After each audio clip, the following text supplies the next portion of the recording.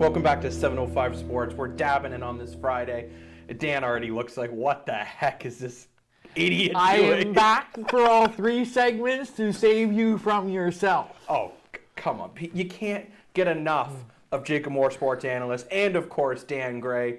And once again, we have another very busy show. And Dan, what is our poll question today that I totally didn't write? Yeah, you totally didn't write it at all. No. So, do you think that splitting up Matthews and Marner was a good idea? I don't think so. And see, I actually do. So, what a surprise. Dan and I, yet again, don't agree. So, we have a graphic that goes over the Leafs' new lines. And I want to bring that up because that's going to kind of talk about and show what I'm thinking. So, the reason why I like it, I like now that we have more of a 1-2 punch between the top 6, between having Bunting, Matthews, and Nylander than Kerfoot, Tavares, and Marner. So, what that's doing is now those are 2 lines that have a grinder, a scorer, and a passer. Because remember, even though Nylander's our leading goal scorer currently, Nylander can also score a lot. And that third line is really working for the Leafs with Emval, Kemp, and Cash. And then Richie Spezza-Simmons, you could argue last night had their best game of the season. Now, Richie got to spend some time on the second line last night. He did. Which was a reward for playing better than he has probably all season. It was funny too, actually. It was after he made probably the worst play he made all season. To then start playing really well, and then you saw him getting more ice time, and well-deserved. I think, though, what you miss in the dynamic between Marner and Matthews when they're clicking, and great, they weren't clicking, so this is probably just temporary. But you miss that they seem to always know where each other is on the ice. Nylander and Matthews don't seem to have that type. They looked a little bit like they did last night, but more often than not. And then you're also it just didn't seem to. Wasn't meshing at the beginning of the year. Maybe it won't mesh again. But for all of last year, when he was the top scorer in the NHL, it was Marner feeding it to him. Now, remember, though, when Tavares had his best year as a Leaf, it was when Marner was on the Tavares line. And Nylander, so what does this tell us about Marner? Okay, the Mr. I hate Marner. What does this tell us about Marner? I don't hate Marner. I feel he's a bit overrated. But what I will say is what I like with this and what they did last night for a little bit when they were trying to score, Marner, Matthews, and Nylander, which I know that makes your second line a lot weaker. And that may change when I see you have on here when Mikheyev comes back. Yeah. Because then I think when Mikheyev's back, you potentially even see Kerfoot getting dealt to make room for Mikheyev, clear that cap space. You can re-sign Campbell next year. What's Kerfoot at for cap? Do you remember? 3.5. 3.5. 3.5, which is 1.7, right? Yes, which you're saving a lot of money. And let's be honest, you're paying a lot of money for a guy when Mikheyev's back is probably on the 3rd or 4th line. Could you deal Hull and his $2 million for just picks too? Now, we've talked about potentially trading Hull. Dermott's on the trading block as well. But before we get into that, there's something else I do want to talk about. And we have a graphic from when we talked about Marner and Matthews, and I got to get my boy Willie in there. These 3 have really found their game. You know, Nylander's been pretty solid all year. Matthews and Marner took a couple games to get going. But now that they're going, they're going. I think Matthews, that wrist is still just bothering him a little back. bit. Like, he had the surgery. He missed the first 3 games. Missed all of preseason. Except for what, 1 game? No, he didn't play in the preseason. But still, so live hockey, live baseball, live football, you cannot make that up on the training ground. It just doesn't work. You can't. You can't do that. So he's gotten back now. He's got 3 games, 4 games, 8 games under his belt now. And those first 3, you're just slow, not getting caught up. He started to look a lot better. But in this game, before those big guns started to get going, this third period was some of the best goaltending I have seen from Jack Campbell since he became a Leaf. Let's be completely honest. The Leafs should not have won this game from that third period. No. Jack Campbell just completely shut the door. And we're not talking about shutting the door on low-quality scoring chances. No. This is the Tampa Bay Lightning, 2-time in a row Stanley Cup champion, to have all this skill. And Campbell just came in with save after save after save. And you're watching the viz here. And Dan, you got to admit, these are high-quality saves. These are high-quality saves. 2 things to that, though. By doing that, if they can count on Campbell to be behind them and backing them like he played last night, you can take a few more risks. You can pinch a little more. You can go after a puck a little more. But I want to comment on Dermott. There was a breakaway.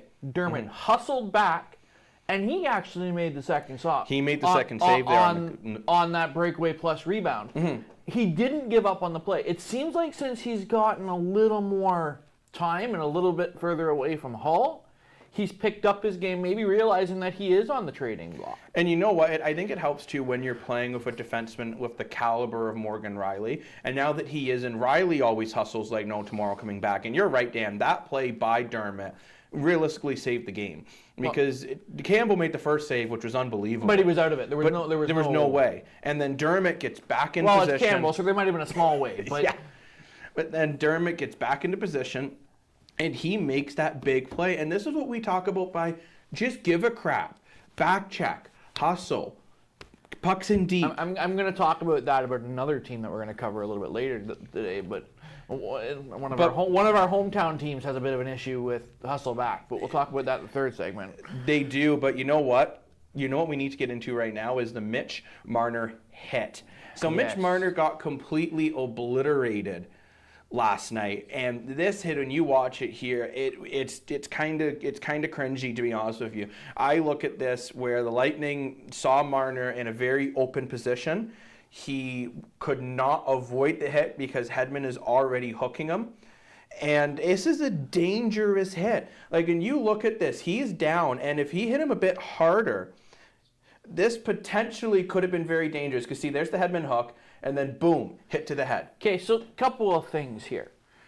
You watch that hit to the head. He targets the head. Oh, 100%. In college football, in junior hockey, you target the head, you are ejected. Period. End of story. It's a 5 minute in a game in junior, and it's reviewable.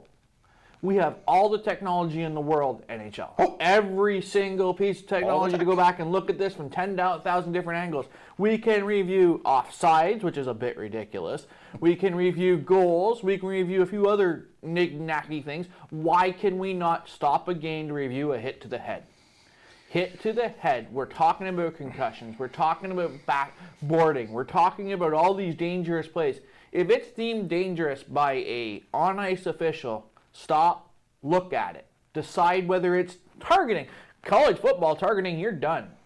And you know so what? let's talk that. Let's we have it available. Why don't we do it? And what You're never going to be as slow as baseball. What I don't understand here is too, so how many times do we hear preaching we have to protect the star players? Let's say that hit was on McDavid. That's a suspension. The hit's on Crosby, it's a suspension. So on Matthews, it might be a suspension. As much as, let's be honest, we all know I am not the biggest Marner fan. He's a superstar in the game. And to not call that a suspendable hit, to me, is just ludicrous. Well, in our defense, we have not heard from the NHL head office and player safety, which may step in and look at this.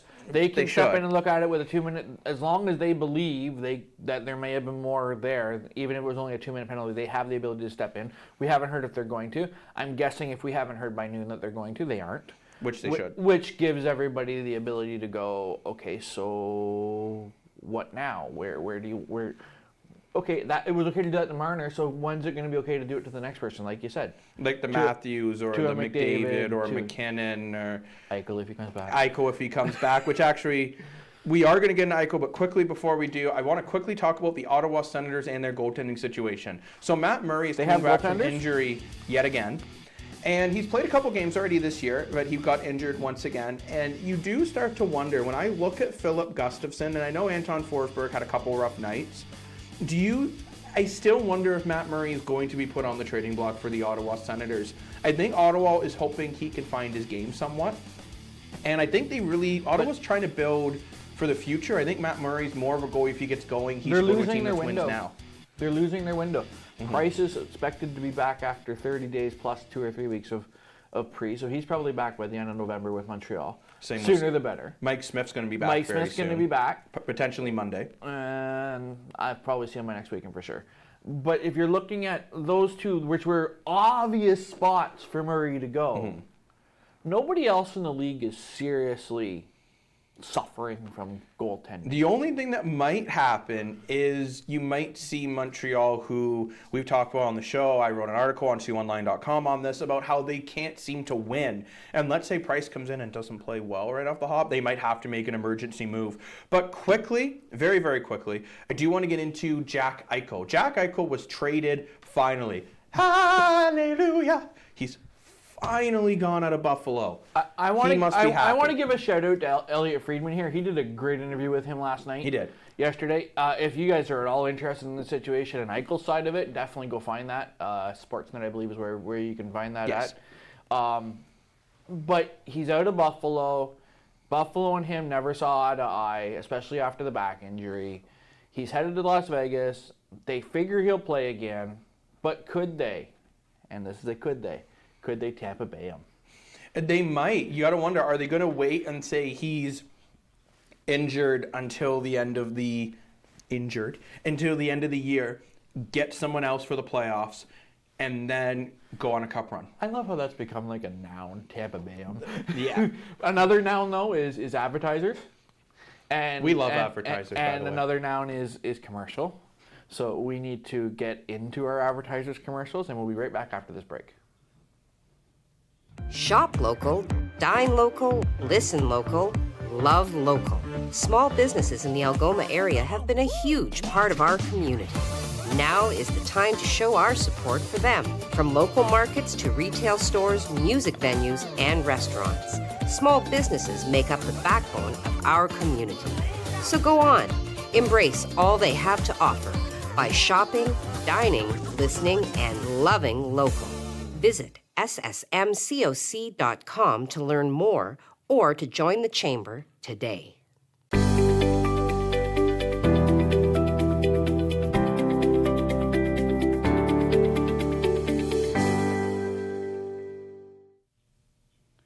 Thank you for coming back to watch our show. I hope you're having a good lunch. It is lunch hour on a Friday for you.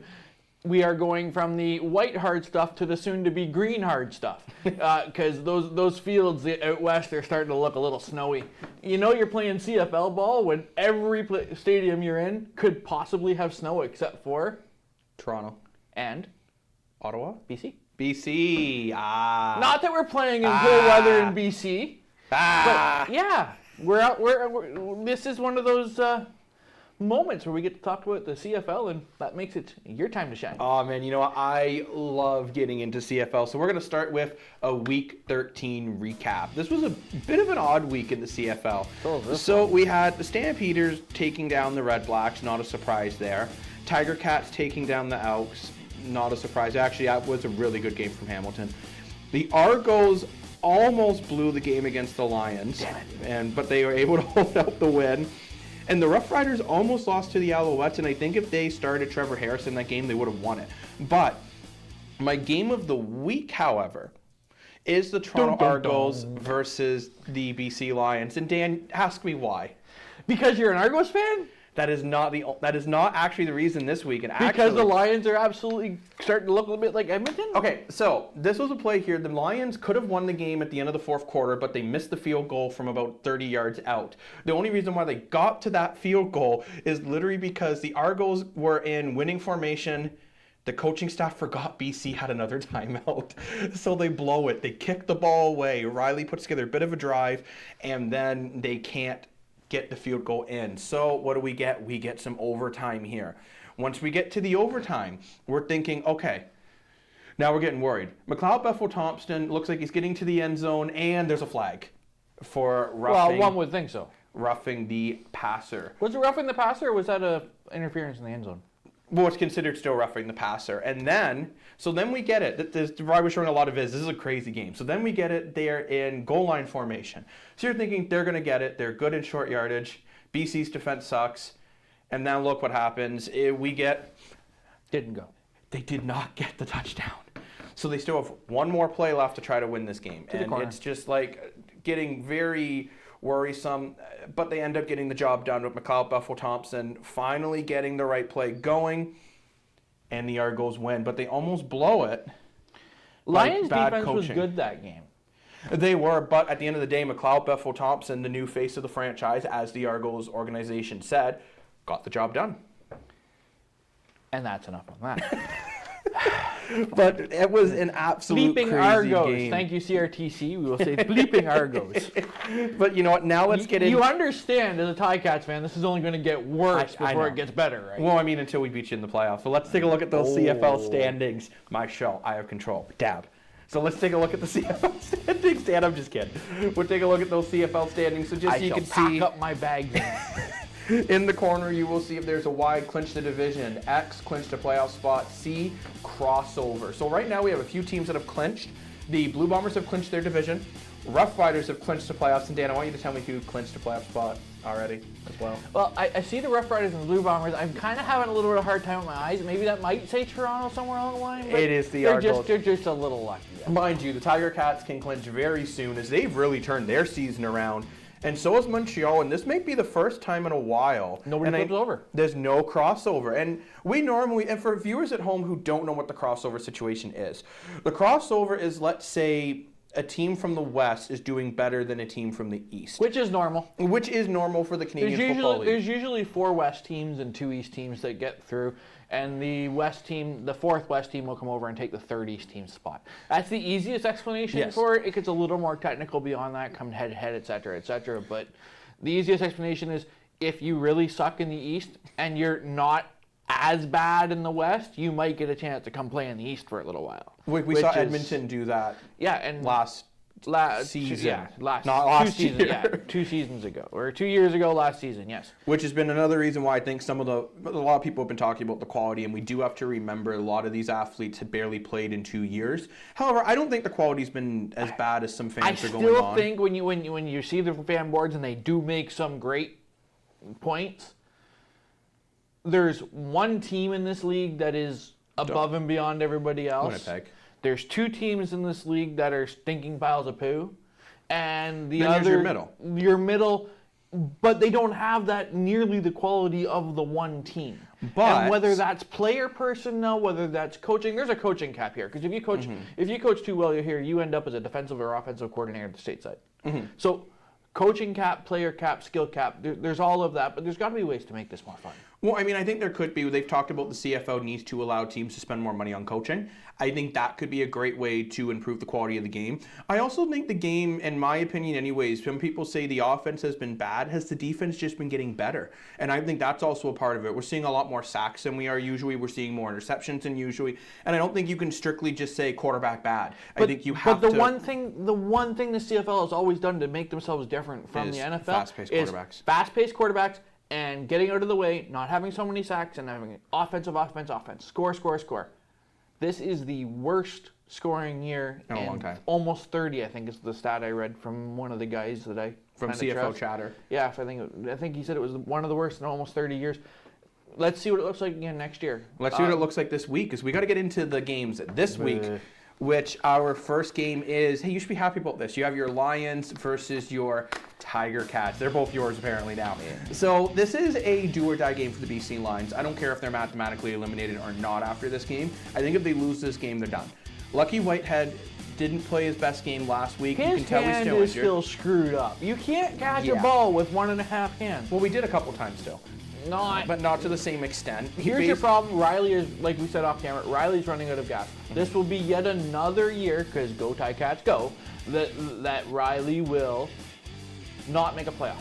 Start out relatively strong, but never mind, relatively. he was the best quarterback for the first 3 years. BC and Winnipeg were neck and neck at one point.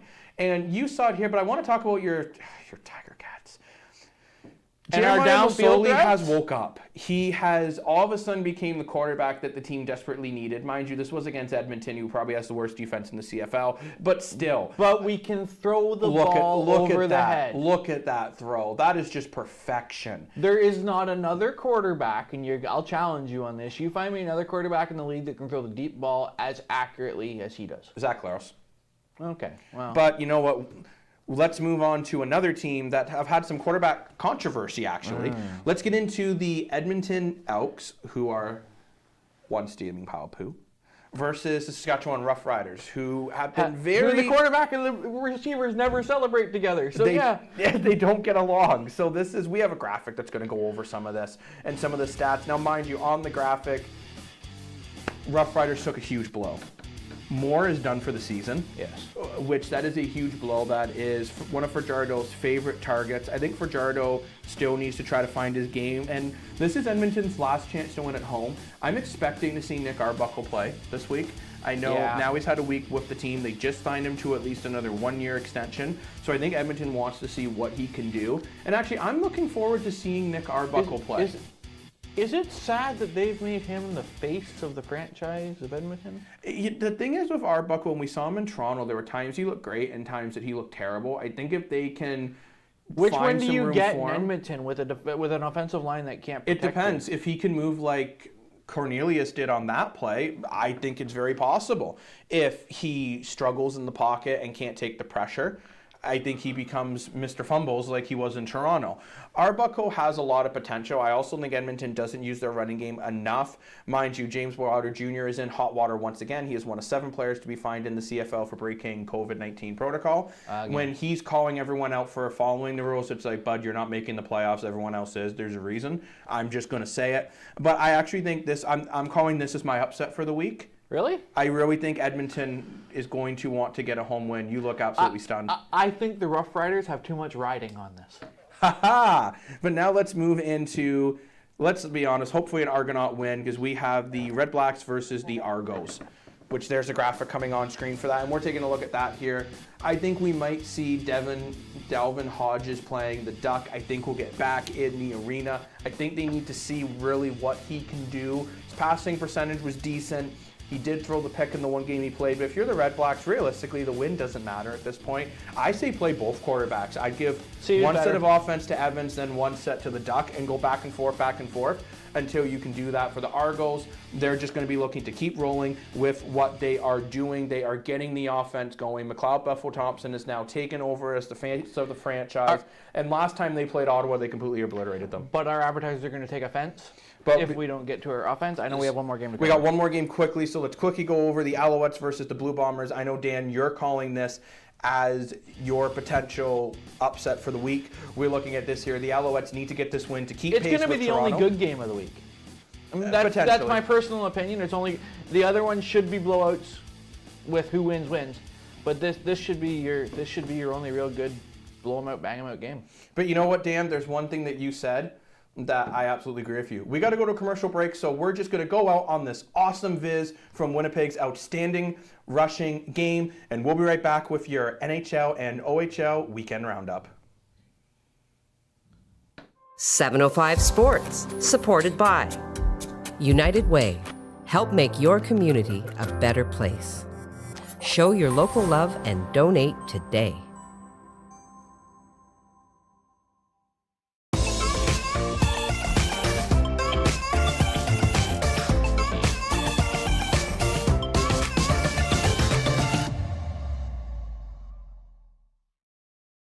.705 Sports, supported by the Canadian Bush Plain Heritage Centre, where adventure takes off.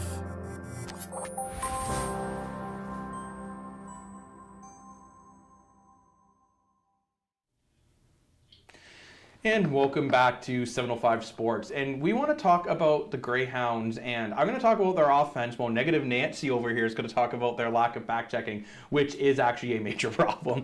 But the Sioux Greyhounds been able to score at a very, very high rate, and you're seeing from these clips here. They do it by attacking the net, attacking with speed, and pretty much shooting from anywhere. But you're wishing they use speed somewhere else too, don't you, Dan? They might be one of the fastest teams in the OHL. Just watching the way they've played over the first 6-7 games. They might be one of the fastest teams.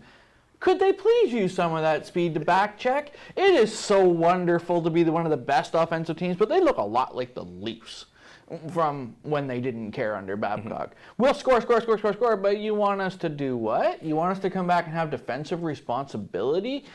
Leaving Saginaw that open on some of those, that was just and you're really horrible. Ivanov out to dry. And I want to say this too, Samuel Ivanov has been way overperforming in my opinion, and I'm not... The whole team's been overperforming. But I mean, from a goaltending perspective, you look at his numbers and he's under a 90% save percentage, but you look at the quality of saves he needs to make.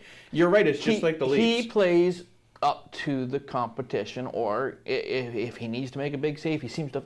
And he's almost Find Big a way. Save Dave. Yeah. But he's not that. But one of the things, you play that way against the Storm tonight, and the Storm again tomorrow night, you don't come back, you don't play in the defense, and you don't play with the defense that you need to play.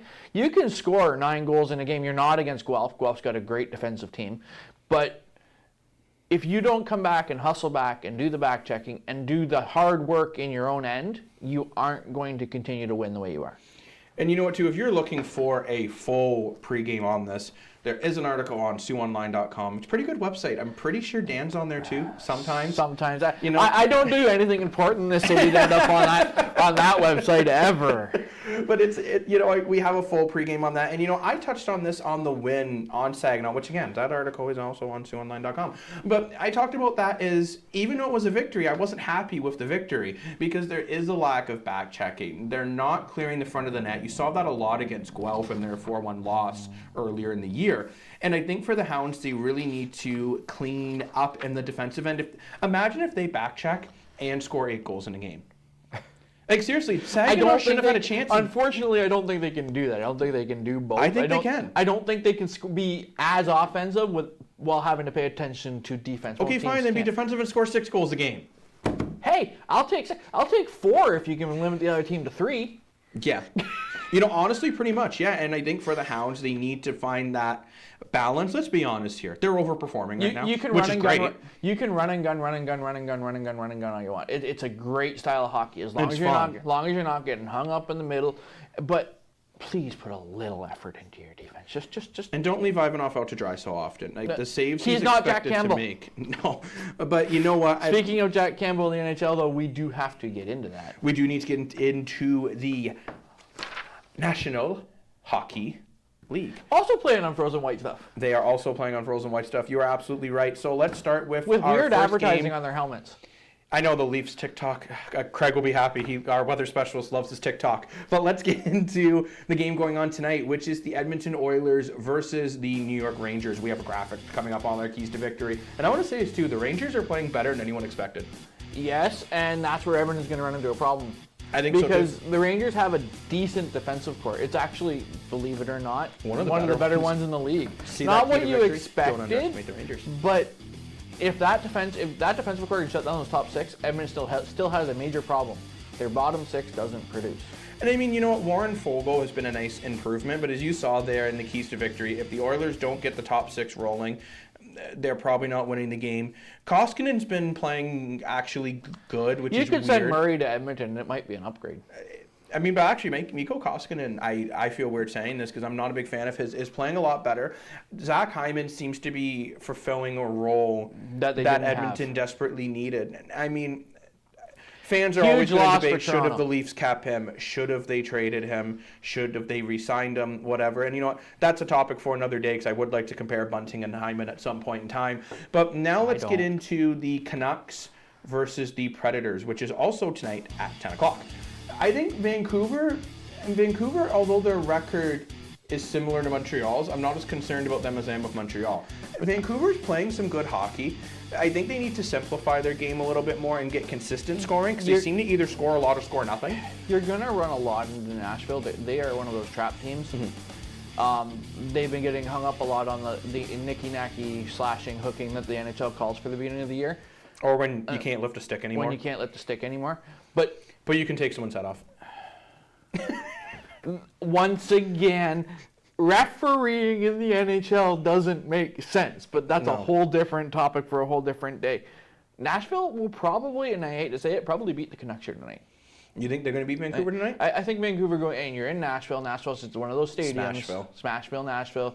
You're just, Demko's always struggled with people calling him out by his last name, and they do that in Nashville frequently. But you know what? Demko's been playing well this year. There was this one, and we don't have the actual clips because we couldn't fit it in the show today, but like he was making saves while even having a blocker on. Like the guy is dedicated. But let's move on to some Saturday night action where we're starting at 2 o'clock. Yeah, so I wondered set your about alarm. That. I don't understand. Set your alarm. And if the Lightning play the way they did against the Leafs, set your alarm. If the Lightning play the way they did against the Leafs yesterday, tomorrow at could be difficult for... It's going to be a very long game for the Senators. But you know what? We have a graphic about this game as well, and I do want to talk about the Senators with what Robin Leonard said about them. He actually said, although they won 5-1, that was one of the hardest games he had played all year. Ottawa is a better team than their record, and I think they just need to play that full 60 minutes. They're like the Greyhounds in that sense, actually, where they let the game slip at about 5 minutes of play, and that's been a problem.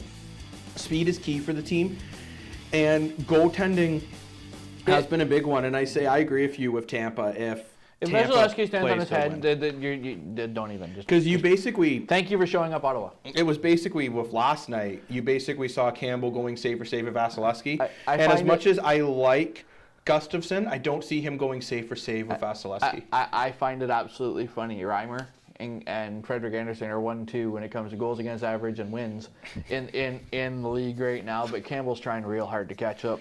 You know, and I've actually said this for a while. I actually wish the Leafs brought back James Reimer, and he's proving me right now, because he is having one heck of a game, one heck of a year. And Peter Mrazek, we'll get into that another day, but I don't know how Mrazek's fitting on this team. But speaking of this team, a psychological battle is happening on the weekend, which is the Leafs versus the Bruins. Again. First time in over a year, though, because they didn't get to play them last year. But you know, however, Bergeron is hot. 4 goals last night. Yeah. And I think when I say don't get in your own head is a key to victory. Too late. This is the team that we've lost to, and I say we, I'm putting on my Leafs fan hat here, where we've lost to this team so often that it hurts. But if Jack Campbell, if Soup's on, which the Soup seems to be on, he should get a sponsor from Campbell's Soup, just saying. Oh, I can see it coming. His helmet's going to say Campbell's right on the side of it. And wouldn't that go, Campbell's Soup? It would actually, but you know, that's where he got it from, but anyway. Toronto was, the only good thing for Toronto was coming into Boston. They're riding high, coming off a 4-game, they're in the middle of a 4-game winning streak, hoping to extend it to 5, playing some of the best hockey they've played for the year. But You're going to Boston where the rough 'em, tough 'em, bang 'em up Bruins are waiting for you. Now, mind you, the Leafs are a tougher team than they were the last time they played Boston. It's going to come down to officiating. I think it might come down to guys like Wayne Simmons and Nick Ritchie setting the tone right away and making It's going to come down to officiating. Will the NHL allow the Leafs to skate up and down the ice without the Bruins ticky-tacky, nicky-nacky, holding them up in the middle? Probably not, because that's what Boston does. But the difference is that I'm saying here is when Boston runs around like maniacs, there was no one in Toronto to stop them from doing it. Well, now all of a sudden you have Wayne Simmons. Or even when last night when John Tavares tried to fight the entire Tampa Bay Lightning team after the hit on Marner. Which was weird. But you know what? As a captain, good. And so the Leafs seem to have this a bit more of an aggressive edge this year than they have in years past. But I'm worried about that game. But let's get on to our final game for Saturday, which is the Calgary Flames versus, yet again, the New York Rangers. Calgary is playing really well. I know, I'm actually shocked. I'm a little scared. But you know what? I'm saying the same thing I said for Ottawa. Don't underestimate the Rangers. And for Calgary, Jacob Markstrom is playing like a god. He is just 3 shutouts in his last 5 starts. He's just playing unbelievable. And he was good in overtime again last night. He was, and they're running all 4 lines. I do want to clear up a trade rumor right off in here, and I was kind of waiting till we got to Calgary to talk about it. Tkachuk was not on the trade market. Calgary's confirmed it. Basically, what happened is it looks like Buffalo leaked the information to a reporter, which actually I think the NHL should be doing an investigation on this because I don't know how the heck this isn't tampering, to make it so they could get more from Vegas. Leaked information and sources and a whole lot of stuff I don't like to talk about. And you know what? Yes, that's why here we don't like to talk about things until we have them confirmed or pretty damn close. The rule usually, and this is just from a reporter's hat, the rule usually, if you have one source, you want to try and at least have that from a second or a third unnamed source. What it looks like here is it was just one source leaked to one reporter, and who they knew would run to the Oh my gosh! Yeah, that's a little early. I'll give you a couple of my sheets. No, but there should be an investigation. There won't be, but there should be. There should be. And really, they wanted to get more from Vegas. They really didn't get a whole lot in the first place. Not as much as I was expecting, but we're going to get an investigation if we don't get to the end of our show. Thank you so much, everyone, for watching. Before we get too much further, next week we have a interview about Major League Baseball with one of the show hosts in Toronto. So we'll pitch that a little bit later. I'll get Jacob to say something about it later. Pitch that a little bit later. A little bit later next week. But we got to go. Thank you to the On TV crew. Remember, if you want to watch this show and other shows, head over to our video on demand service. You'll get all your Sioux content. But we got to go. Dan, thank you for joining me and the papers, and bye.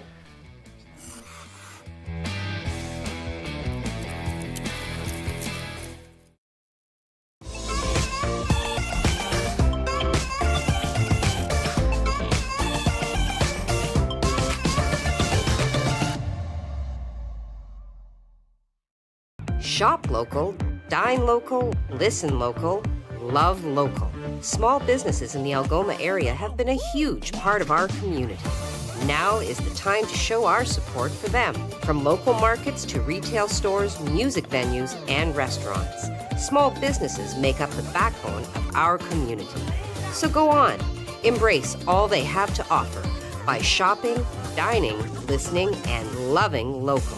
Visit ssmcoc.com to learn more or to join the chamber today. How's it going, everyone? It's Jacob Moore here at the On TV studios, letting you know there's been a slight change to 705 Sports. 705 Sports will now be airing Fridays at noon versus Fridays at 4 p.m.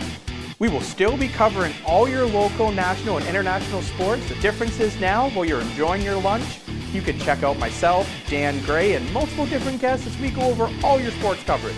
So make sure to tune in to 705 Sports Fridays at noon on our Facebook page and video on demand.